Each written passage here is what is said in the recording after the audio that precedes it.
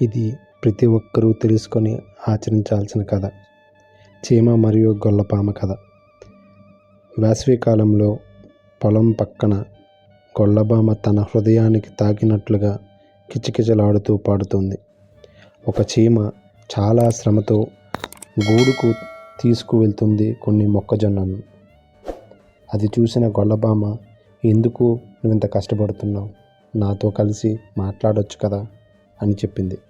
కానీ చీమ తాను శీతాకాలంకు సరిపడా ఆహారాన్ని సమకూరుస్తున్నామని, నేను ఇప్పుడు నీతో మాట్లాడలేనని చెప్పింది.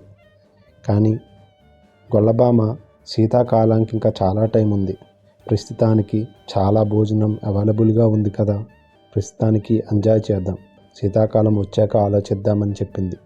కానీ చీమ మాత్రం తన యొక్క ఆహారాన్ని సమకూర్చుకుంటూ పోయింది. కానీ కొన్ని రోజులకి శీతాకాలం వచ్చింది. గొల్లభామకు వారి యొక్క ఫ్యామిలీకి ఆహారం కొదవైంది.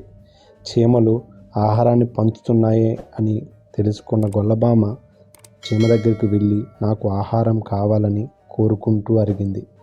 చీమకి అప్పుడు చెప్పింది, చూసావా, అప్పుడు నీవు చేసినటువంటి ఆ నిరుత్సాహం వల్ల ఇప్పుడు నీకు భోజనం లేదు.